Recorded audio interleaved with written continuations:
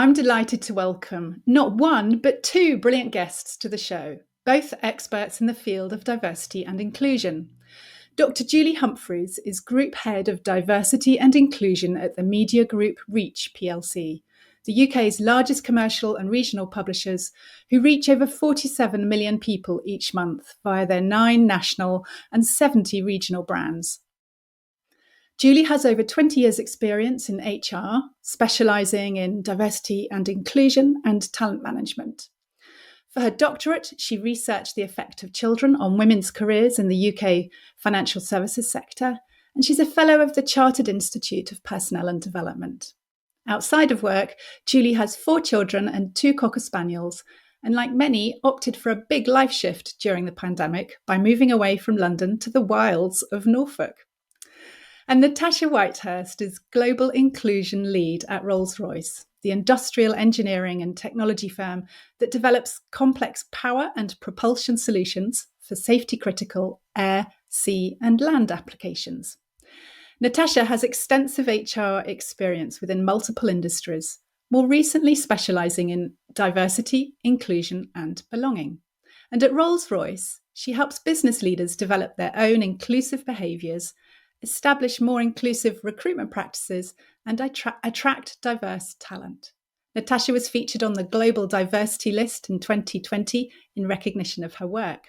She's a proud northerner living in London, a keen runner and reader, and she loves learning, often travelling to feed her curiosity. And together, Natasha and Julie are the co-founders and co-hosts of D&I Spy, Inclusion Uncovered, the weekly podcast that brings diversity to life. But more on that in a little bit. Welcome to the business of being brilliant, both of you. Thank you. It's great to be here. Really, really good to be here. Although Dr. Julie was shirking a little bit at hearing the name doctor again. So we'll just say it again just so that she feels really comfortable. Thank you. I was going to check that with you, actually. Do you prefer to be addressed as Dr. Julie throughout, or just Julie? Just Julie is absolutely fine. Thank you very much. Great. Well, an easy first question I'm going to ask you both, since we're recording this on a Monday, is tell me about a favourite thing you did over the weekend. Julie, do you want to go first? Yeah, so as you said in your intro to me, I moved out to Norfolk during lockdown, and one of the reasons was to just get some headspace and just to try and chill when I can. And so at the weekend, on Saturday, we went to Sandringham and walked through the forests with the dogs. And then on Sunday, we went to Brancaster Beach, and it was glorious weather. So we just had a nice chill, ready for the week.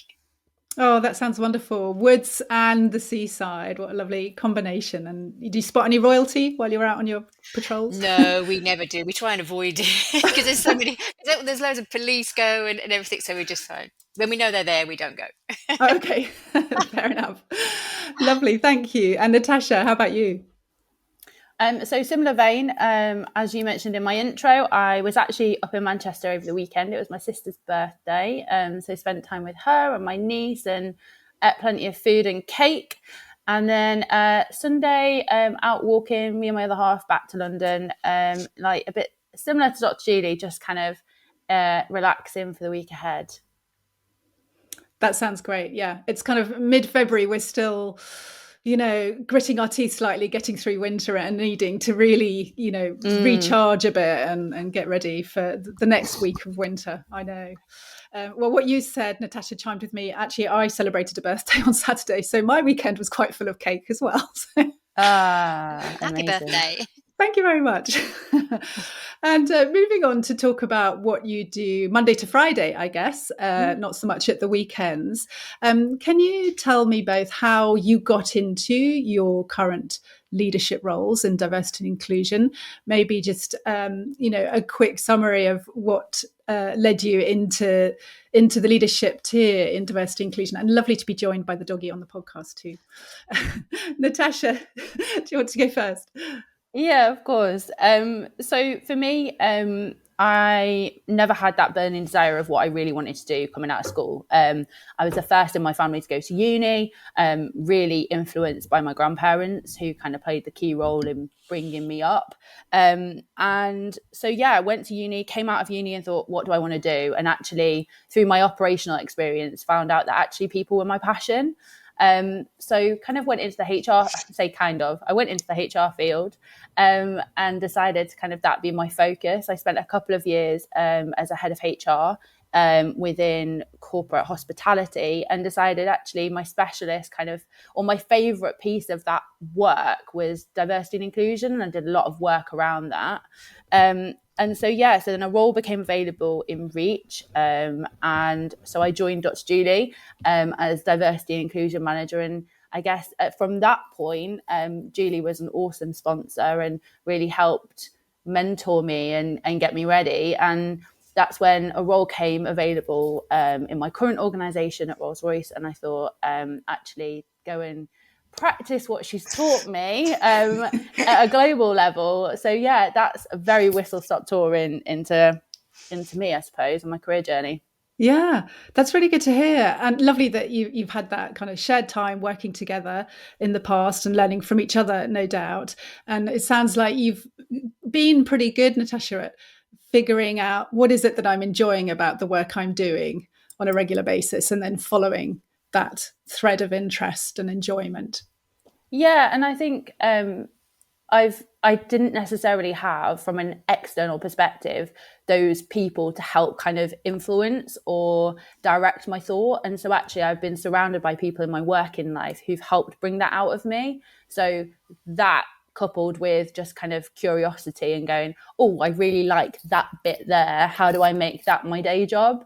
So finding the bit that I really love and then kind of following it. And finding out along the way that actually I really like certain things that before I'd never really explored. Yeah, sounds like keeping a really open mind as to what might interest you and what might prove, stimulating work, as opposed to having a really predefined idea up front that's going to look like this and be a role shaped like that. But yeah, lovely. Thank you. And how about you, Julie? So I guess when I look back, I've always had a thread of equality or equity through everything that I've done without really realizing it. So I left school with virtually no qualifications, which is why I get so flustered whenever Natasha says, "Oh, Dr. Julie," because obviously now, education is very important to me at whatever stage of a life somebody is. That curiosity and that continue to learning, or someone continue to learn, is really important. So, yeah, so I left school. Went to work in an insurance company and realized that everybody who was just coming in was just had degrees and was just getting brilliant jobs in the company. And so I've always been a bit of an argumentative sort of person. So I went straight to personnel at that point and said, why? What do they have that I don't? And the answer was just a tick box. It was literally they have a degree, and it didn't matter what their skills were or anything. It was just they had that tick. So I couldn't fight at that point. So I had to just go and get the tick as well. So I resigned, went to university, put myself through university. Again, same as Natasha, first one in the family who's ever been to university. And then just fell into HR. So it was a sandwich year. I needed to get a year placement. Totally sort of was very cheeky in getting my placement. It wasn't a proper job. I sort of wheedled my way to get a 12-month placement with an NHS trust in HR. And then everything I seemed to do as I went through sort of a talent career, a recruitment career, and a sort of a generalist HR career, it just kept coming back to equality. So I was very much involved in sort of the first transition an employer that I was with had done. I was involved in the first sexual harassment, really sort of a really intense look at all our policies and procedures around sexual harassment. So but I didn't really realize that what I was doing. This was just the next exciting project to do until around maybe 10 years ago, D&I became a profession. and I was just in the right time. It was the right time, right place. That my job was then became an inclusion specific role, and since then, sort of haven't looked back. It's just so fulfilling, just to be around such sort of awesome people creating change all the time and looking at what they're doing to try and adapt and try. It's just it's just a brilliant place to be at the moment. Yeah. Thank you for sharing that journey to your current role. And I'm struck how both of you talk about quite passionately about, having a strong sense of curiosity and a desire to keep learning.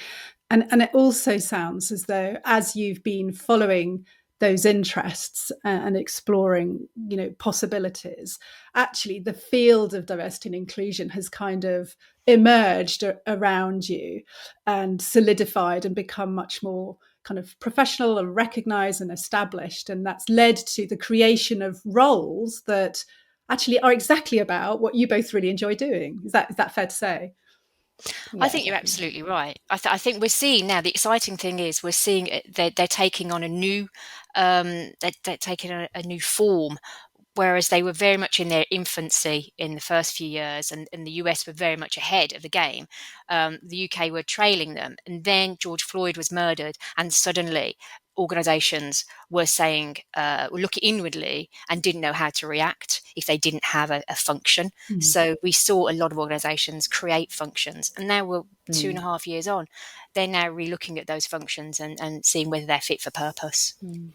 I think D&I teams are now not just seen as like a nice to have, they're a business necessity. And I think for CEOs and their exec teams to go, I need a really strong team of professionals, experts to be able to help advise. That shift in what, 2 and a bit years now is Yeah. huge. Yeah, we used to look at sorry, we're taking over your podcast. Sorry, No, Helen. feel free. You start us off and we don't stop. Sorry. I'm loving it. We used to see people say, I'm passionate, so I'm going to be like leading the D&I function. And that just doesn't cut it anymore. If you're No. acting at that senior level, the senior people are looking to you for, for guidance, for that expert opinion, to be their trusted advisor. And being passionate on its own just doesn't cut it. Yeah. No.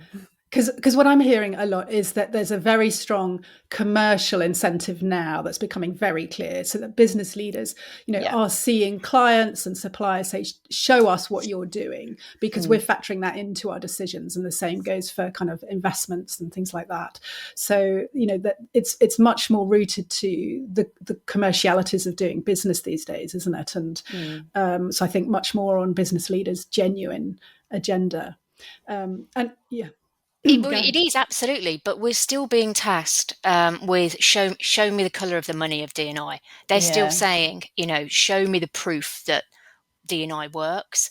And other than a few academic articles or a few sort of McKinsey reports that are showing general movements, there isn't anything specific that we can point to as D&I professional to say to our execs, if you do X, Y will happen. Yeah. We don't have that. And that's one of the reasons why we are at Reach. We've partnered with HR Data Hub for 2023 in a 2-year project to try and link diversity and business performance.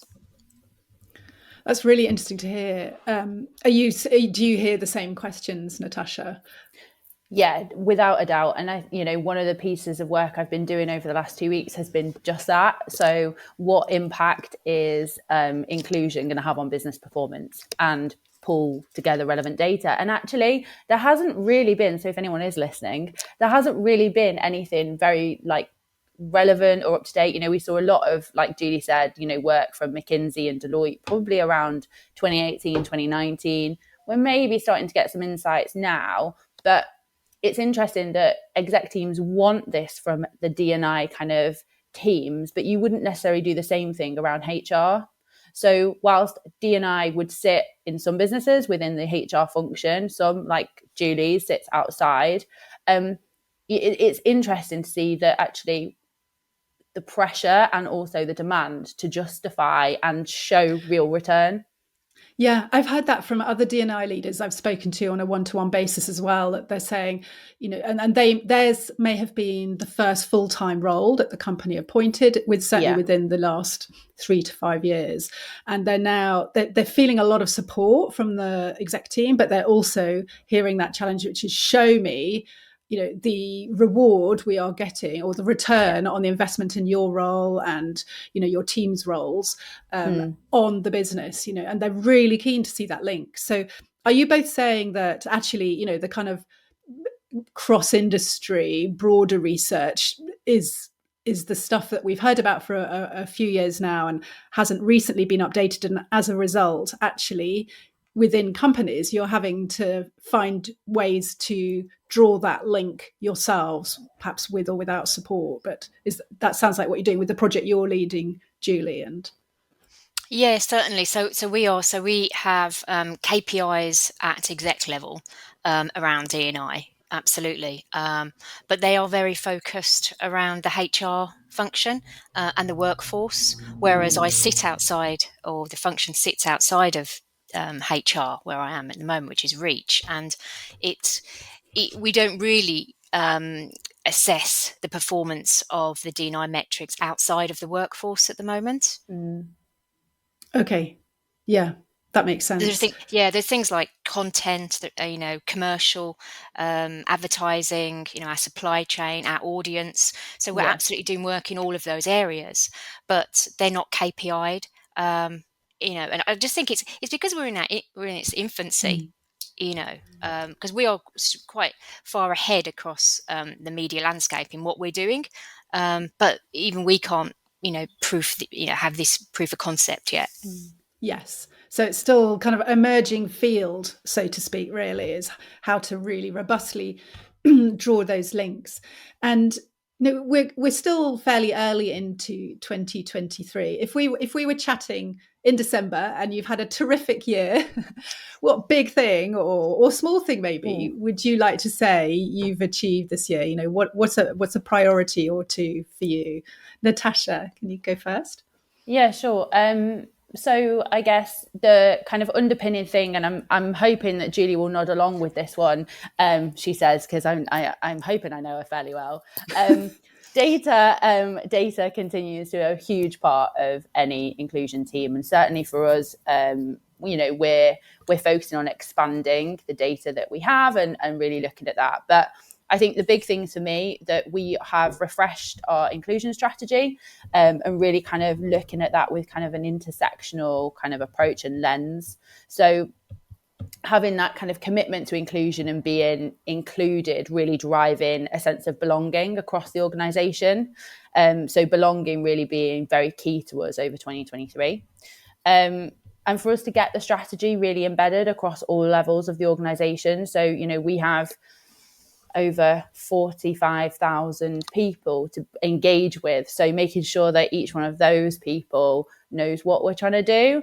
And talking of research, so whilst I was looking, I was reading the other day a new piece from Deloitte, and that was talking about Gen Z and millennials, saying that actually one of the key ways that we'll be able to retain them is through that D&I strategy. And at a time where talent is moving very quickly, it's really key to us retaining those great people and really setting us up with that kind of diverse workforce. So that embedding of the strategy. And then I guess the last one is certainly for us, and I'm sure Julie, I keep speaking for you, but leaders and their kind of behaviours are crucial to the success of any inclusion strategy, because ultimately, they're the ones that should be driving it.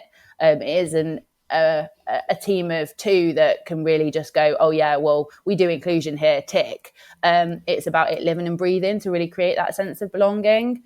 And I heard something at the TLC Alliance Being Human Awards last week before, and they were referring to human inclusive leaders. And I'd really like to get to a point where that's what we're seeing, feeling in Rolls-Royce, that kind of approach from our leaders as well, that they're really great storytellers and that our leaders are really sponsoring diverse talent.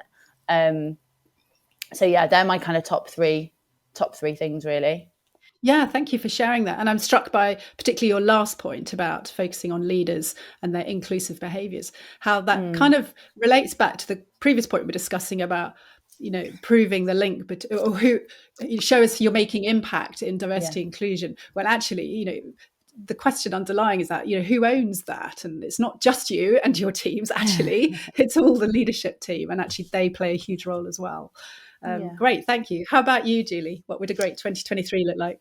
So very, very similar themes around that inclusive behaviours for leaders and data, really. So a couple of years ago, we had no strategy really at Reach. So we went out and spoke to 1,200 of our workforce over 4 weeks. We held listening groups and just asked them what diversity inclusion meant to them and what they wanted to see from their strategy. And what that meant was we were able to have a really people-centric strategy, which meant something to people. And so we totally redefined what diversity inclusion is to them. So we said diversity is who we are and inclusion is what we do.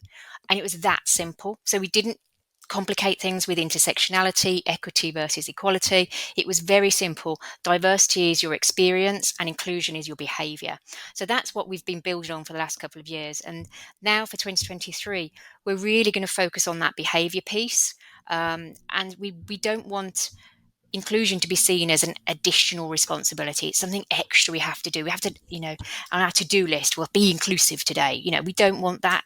We want it to be seen as something that is just intrinsic to how we behave normally. So absolutely, as part of our work for 2023 is to support our managers to create those inclusive teams by utilising their own inclusive behaviours.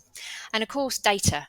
We can't do anything without data. We can't measure, going back to our measurement conversation, we can't measure it without data. So we implemented a sort of a huge data capture campaign called Be Counted 2 years ago. So we were at 87% participation rate, which is really high. But that's just a headline.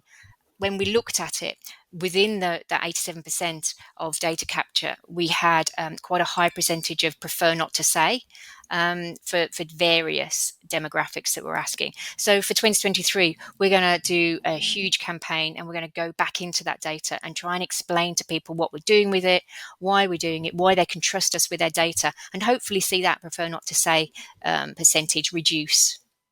Yeah, that sounds fantastic. And I love the way you framed your D&I in such kind of everyday language, who we are and what we do.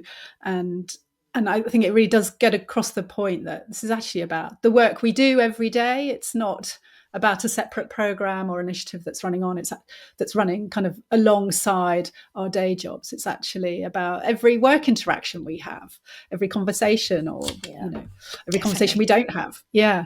Wonderful to hear about those things. And I imagine that this year is also keeping you busy on the podcasting front, because as I mentioned in the introduction, you've co-founded and co-host D&I Spy about diversity and inclusion. And your tagline is having candid conversations on uncomfortable topics with business leaders, entertainers, and sports people. And it's a fantastic podcast. Can you tell listeners a little bit about why you launched it and how you decided what to focus it on?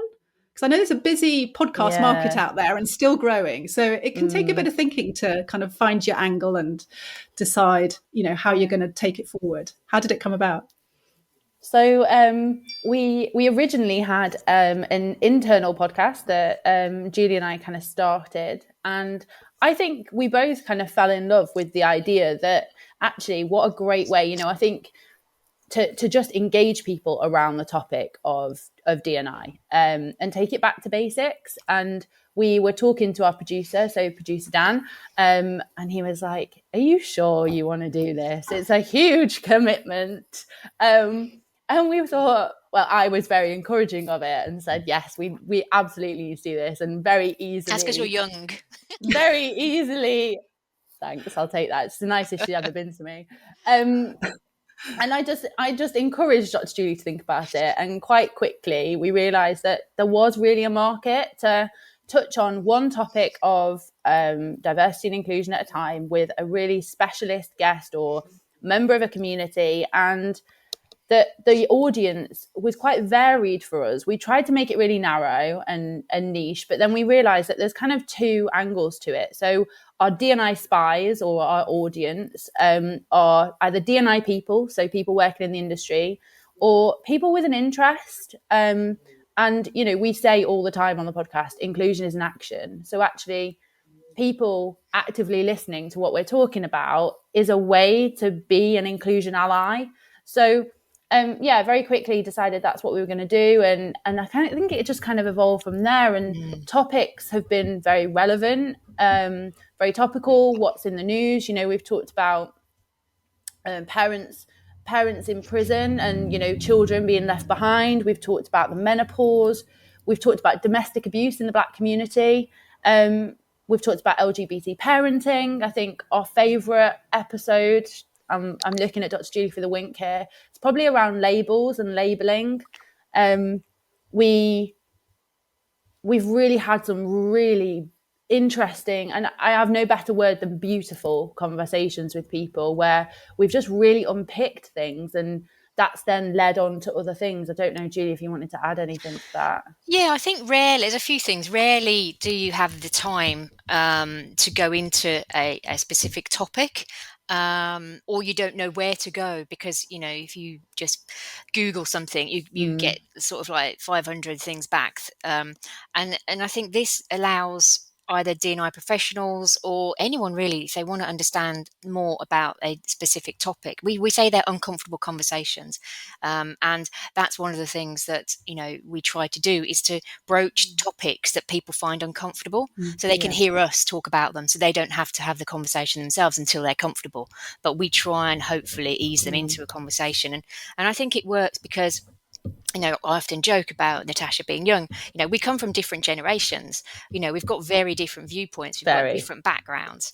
And so often there are disagreements between us, but that's because everyone's unique. That's a whole beauty of inclusion, is that everyone's different. So it's lovely to have, or to be able to have conversations that maybe, you know, aren't all just happy clappy, and, you know, that we're all not going in the same area, that actually that I've got different worries to Natasha, and then those different words to the guest maybe. So I think it's been really wonderful, and definitely around that labelling, that episode with Paul Russell, that sparked a number of comments, and actually someone contacted us and asked if they could do a separate episode themselves. They're an expert in D&I, and they really saw a comparison with the word queer to the N word.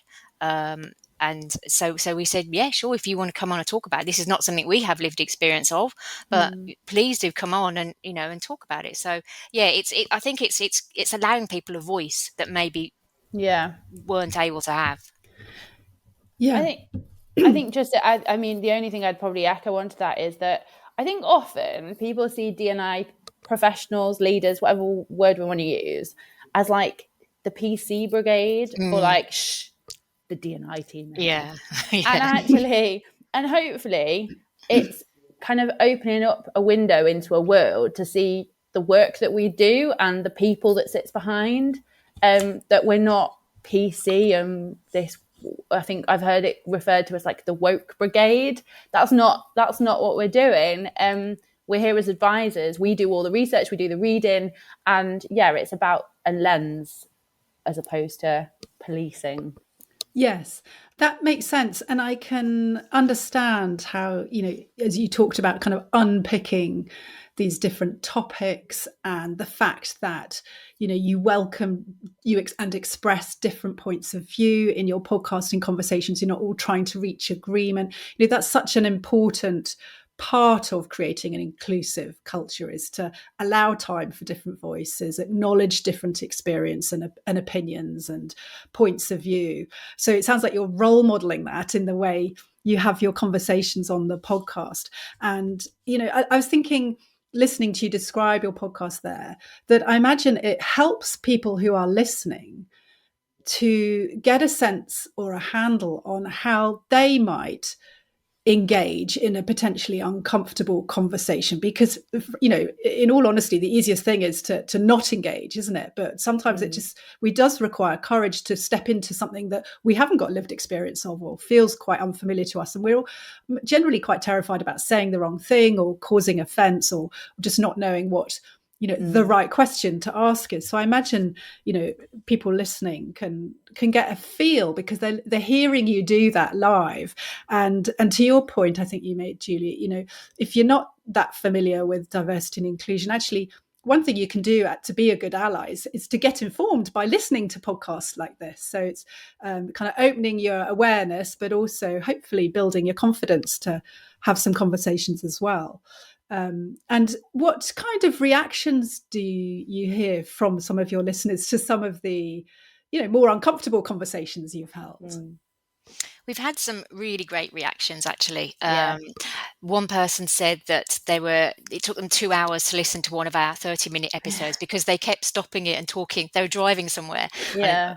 and they just kept stopping and having a conversation with their wife about that point, and then pressing play again, and then stopping it again and having another conversation. So that was really lovely. And we've had other ones with Francine Jones, who was talking to us about domestic violence and how it affects Black women in particular, and somebody texted me saying that that it just made them just cry for the whole episode, and just they'd never thought about it in that way before, that with that lens of ethnicity.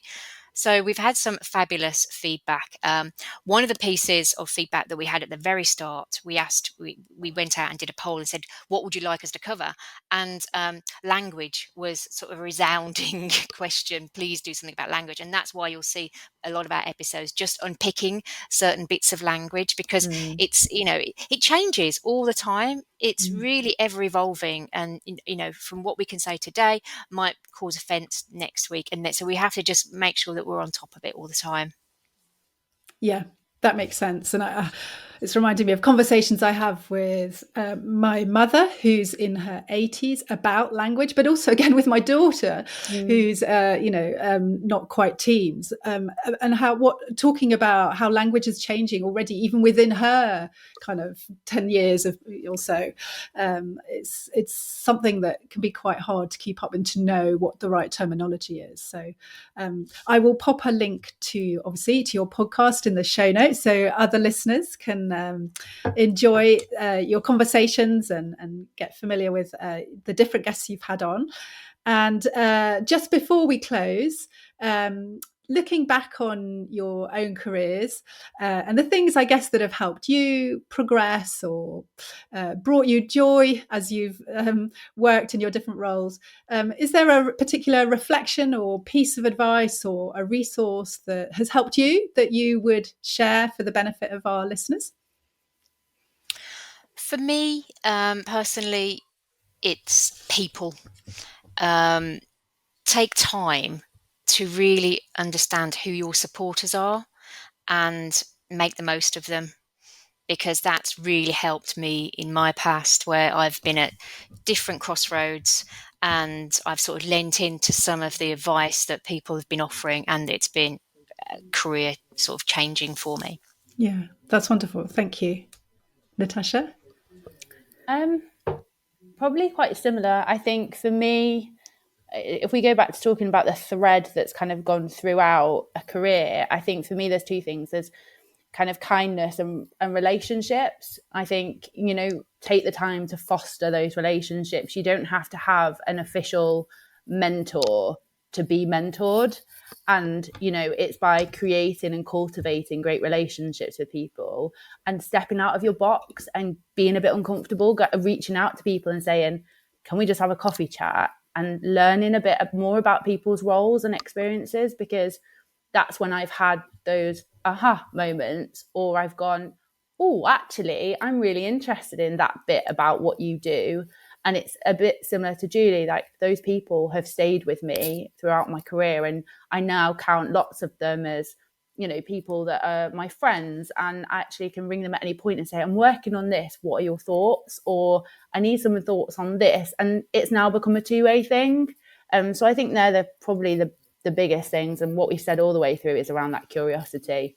I have never ever taken no as an answer, and never accepted that I can't do something else. So actually, like, people always said to me in the beginning, you can't get into HR, because I didn't have the background to do HR. Well, I said, I said, well, if I've got the skills and I've got the behavior, why not? Why can I not do that? And actually it did happen for me. And so, yeah, I think there's those kind of things really for me.